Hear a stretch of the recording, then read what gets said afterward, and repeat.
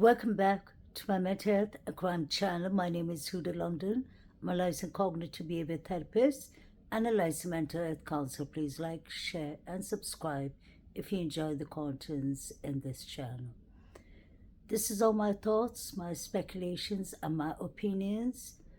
I'd like to start by giving out a shout out to a couple of people. Bianca, she has a channel, very creative channel. Please like and subscribe to her. She's one of our first subscribers. She's just a really kind-hearted person. Shout out to Outcast too. Those are two channels that try and promote other creators, which is really kind. So a shout out to both of them. Please like, share, subscribe to their channel. If you're looking to chill and basically catch up and talk about this case, that's a perfect channel to go to. Shout out to my Denise, my friend, Real Eyes Analyze. Hopefully she should open a channel soon. I've been saying it for a while, but hopefully she should, and she does wonders. Today I'd like to talk about the sixth roommate, Ashlynn Couch. She purchased the contract, the resident property of 1122 King Road, but she never lived there. There were short stay that she used to come in and out, but from the beginning of this case, I've been researching a lot about Emma, Bailey, Demetrius Robinson, Ashlynn Couch, and the connections that could have brought rugs into this house. This is all my thoughts and speculations. May the victims rest in peace. Condolence to their families. May the correct justice be served. What is interesting about Ashlynn Couch's connection is she was the one who was supporting Demetrius, saying that she speaks to him 3 times a day. She was supporting Emma Bailey, a friend of ours who lives behind 1122 King Road, 5 minutes walk from their house. So that should say a lot. Caden Young, the young man I just showed y'all, a 19-year-old young boy, was unalived due to OD. No one else than Emma Bailey and Demetrius, the rug dealers, the shotters, were involved. They were running around the rugs. This young man, I personally believe this was all pre-planned. The OD wasn't a coincidence with Caden Young. I think Caden Young found out something about the Idaho 4 case and they had to silence him, because he died on the 10th of March 2023. That's 5 months after this unalivings. In fact, Caden Young could have found plenty of more information leading to this case, because he was the former president of Alpha Kappa Lambda, the Banfield Boys. The new president became, while he was alive actually, became the president, Scott Green, his son, Nick Green. Very interesting things going on in this case.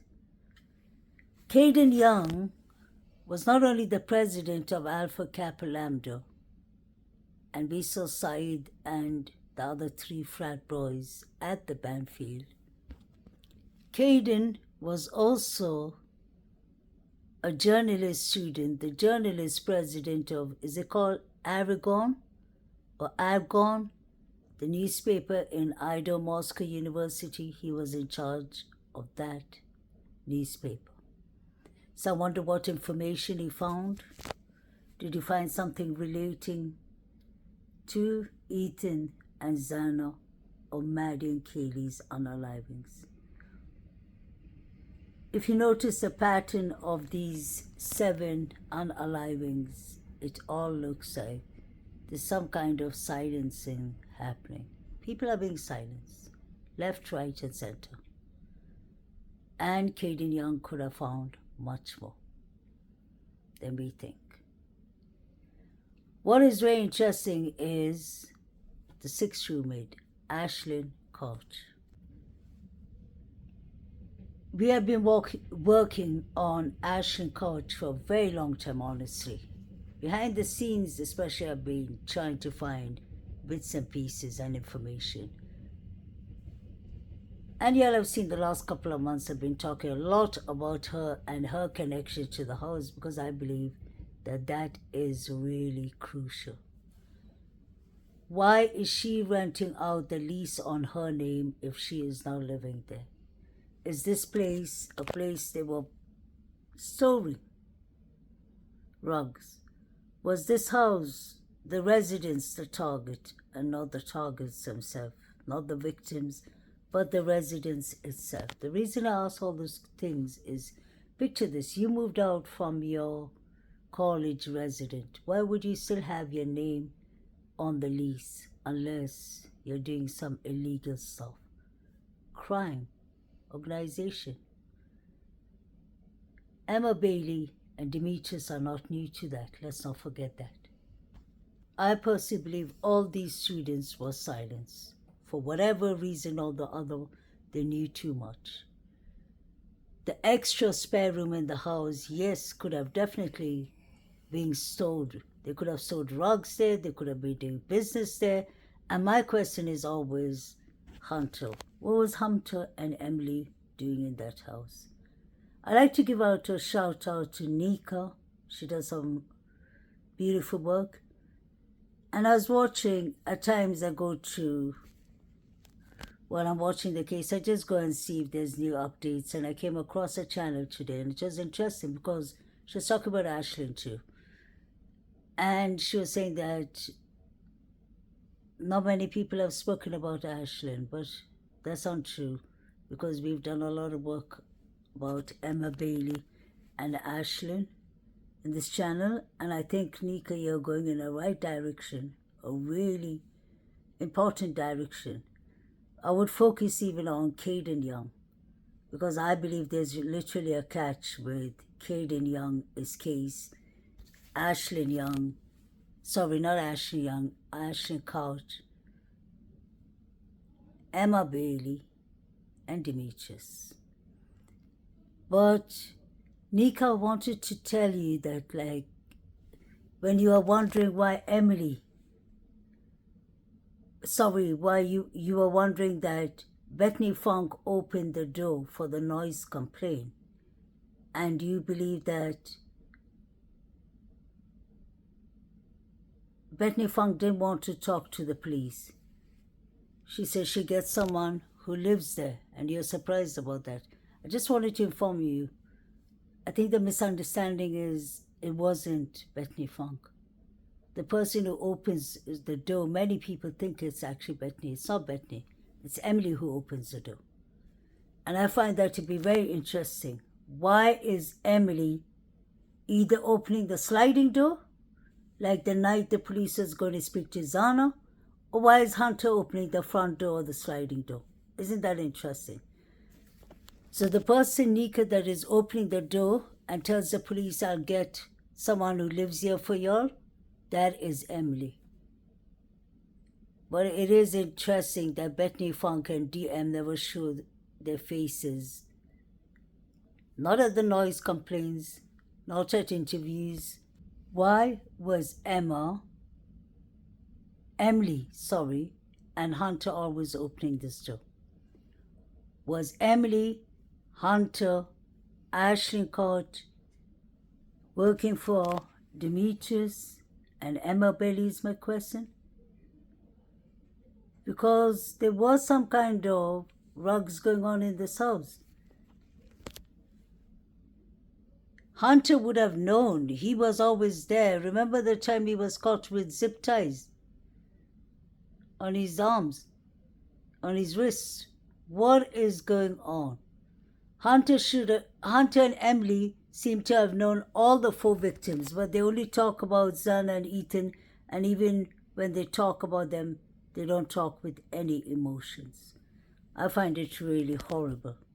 So I find it really interesting that Ashlynn Couch is written on the lease of the house, but she's never there.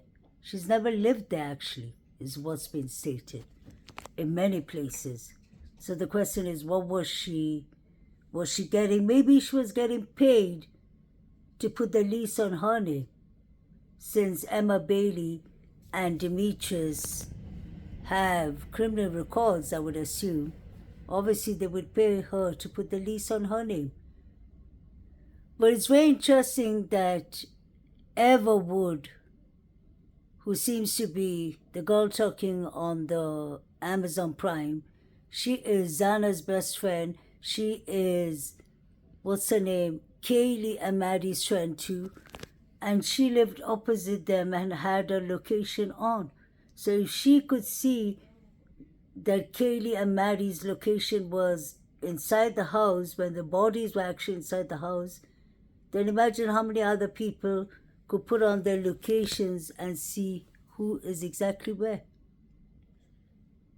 These people had their locations on. That's how I believe Saeed was getting the pictures, and Jovito. But Ashlynn Koch knows a lot about this house. She's been leasing this house for a while. But one of the first people, it's never been called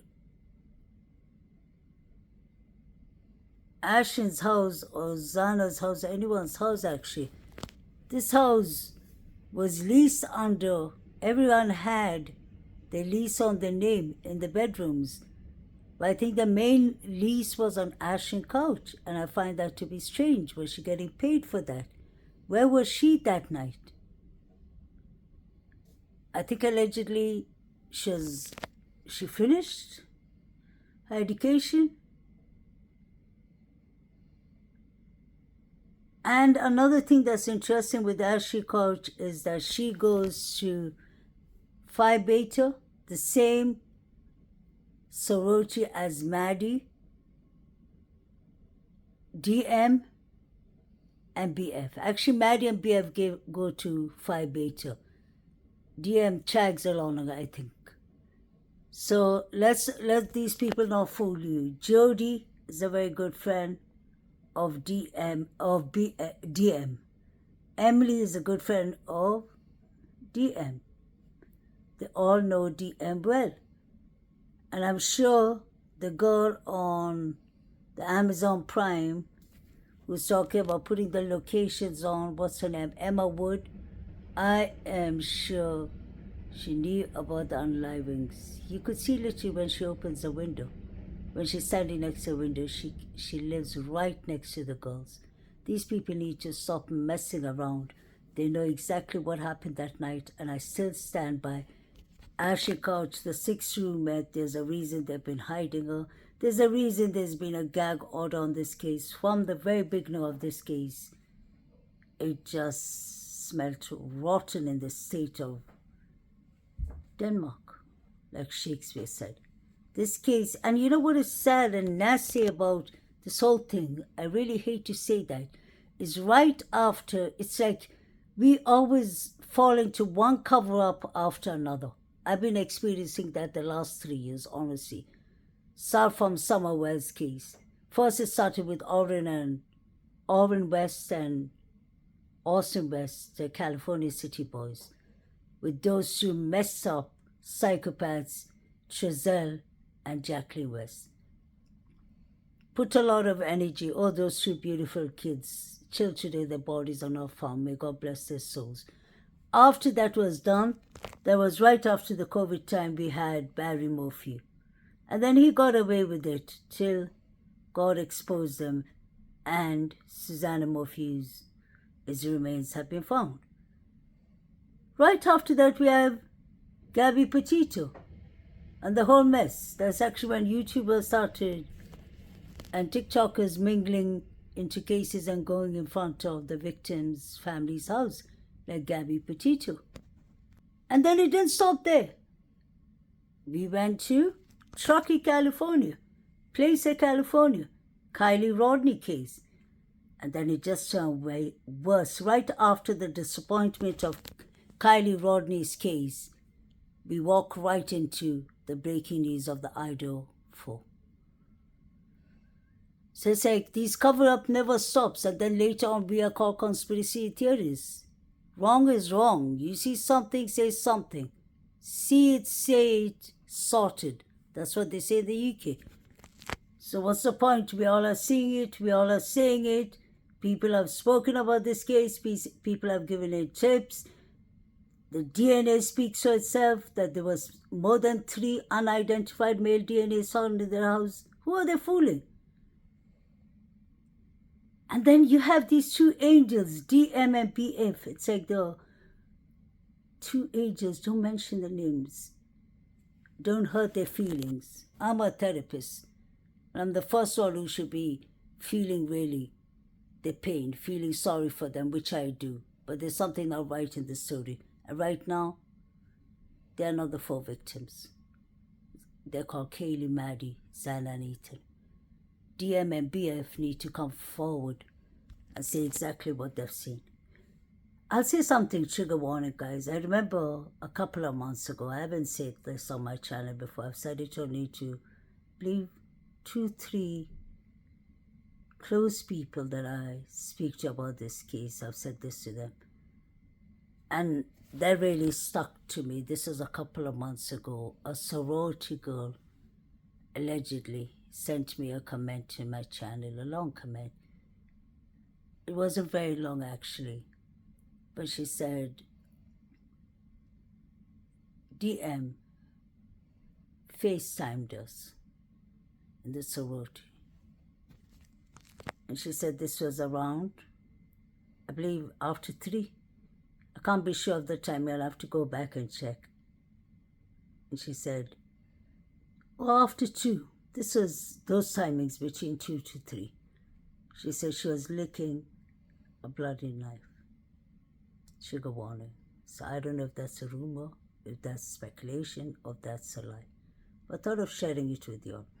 And I honestly believe, because I was reading the sentences the person was saying and everything, I really felt that the person was genuine. The person wasn't lying about that. She said, DM FaceTimed us, and she was licking a KNIFE that was full, leaking of red liquid. So if that is true, then that is really nasty. But there are many people who make up rumors and gossips in these cases, so it could be a troll in the channel, for all you know. But this case has got me invested in over 2.5 years. Honestly, did get a couple of threats from especially fraternities. Especially last, I think November, December was horrible. Getting emails, threats. That's part of life. And that's why I knew. And it's, especially when I started receiving the threats was when I was talking about the 911 calls in November. I'll never forget. I was on a vacation and it wouldn't stop. That's how I know that there's something with the frats and the 911 calls. Those are the ones I get the threats from. Isn't that crazy? Anyway, guys, going back to Ashlynn Couch, the fact that she is actually supporting Demetrius and saying that Demetrius tried to give CPR to young Caden Young, who was only 19 years old, who was unalived over OD. Demetrius Robinson was 36 years old that time. He was a grown man. Ashlynn Couch is 20. Was 21 that time. And then you have Emma Bailey, I think, who's a dropout, who's 22 years old.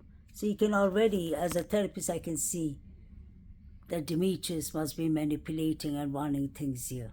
Dating a 22-year-old young woman is already an issue. And then you have this Ashlynn Couch written on the lease, and she doesn't even live there. So explain that. None of these things make sense. None of these things make sense.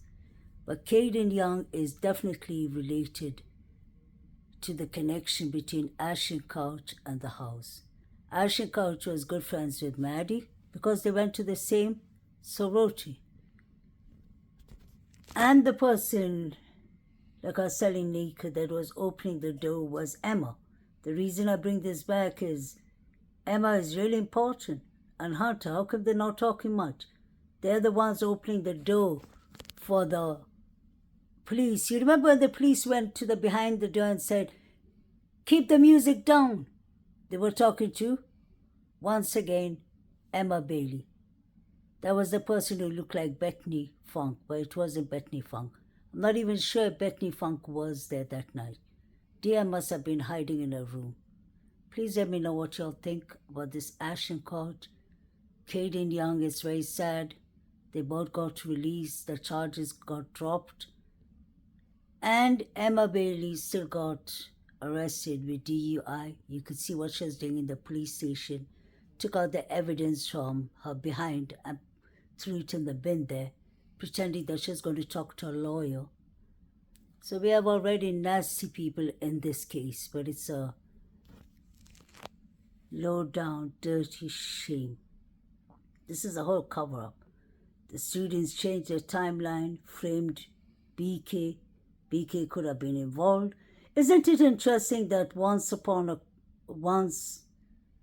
night in Idaho, the episode in Amazon Prime, when Koba got arrested, this is the third reporter. First we had Brian Enton saying that Koberger said, did you arrest the others? Then you had Chris Comer saying that too. And now you have this third reporter from NBC News. So you have News Nation, NBC News. There were other mainstream news media saying that Koba asked, were the others arrested? And if that was the case, wonder if Koberger did this with David B., the guy who was on the sober watch that morning. Isn't it strange that they said that it was airy that night? We started closing and locking our rooms and doors. They just felt it through the air. David Barachi was sober on purpose. There was not only the Vandals game going on that night, they were actually going to delete 4 people. Like they deleted, what's his name? Hudson Lindo and Hannah Clear and Caden Young. May they rest in peace. These university students need to be stopped. And we already have Shawalter threatening them. You know we're going to get you for that, Maddie. If you don't take a threat seriously, then when is it going to be taken serious? Everything in this whole incident seems to be just like they're passing it away. Steve G, it was you yourself who said in the first interview with Chronicles of Olivia, you said clearly, I will never forget it. You said that it was a hell of a fight upstairs. So there was a fight. Ethan and Zana had a party. They had the gathering. It must have gone out of order. He texted his sister. What else was going on? He said there's a hell of a fight upstairs. He said they did not need to go upstairs. So what are you trying to say? The targets were only downstairs? Steve, you even said in Chronicle of Olivia's interview that my daughter, I was watching Maddie and Kaylee. They were standing next to you. She was standing next to her ex, Jack D. I would have been more concerned if she was standing next to Jack Shawalter. He said that. Alividia said on social media that she was worried that Jack Shawalter left the country. What did y'all know about Shawalter? Was he Papa Rogers? His name was John Rogers Shawalter. I heard that his family threatened you. Could that be true, Steve? What is it with the Shawalter family that you're not giving up? Allegedly. And the other families. What is being hidden in this case? You did not trust Shawalter in the beginning. When did this change and became about BK? Why are you so focused on giving a DP to a man you're not even sure did it? He had no motive to do these crimes. You know it's the surviving roommates that you try to contact that the FBI refuse you to contact that have more informations. Why aren't they being allowed to talk? Why isn't Maddie? Sorry, why isn't DM and BF being allowed to talk about the 4 victims? I find this to be very strange. And just like somebody said in my comment channel to me, who did the Chapins are too involved with the Greek lifestyle. Yes, I agree with you. These people literally worship this game. They're doing rituals, everything. I think the poor students, you could see what was happening behind the bushes in Banfield. They were up to no good. There were rituals. There were many things that were being done. They wanted to punish these students. They chose these students, in my opinion. And that's all my opinion. Please like, share, and subscribe. May the 4 victims rest in peace.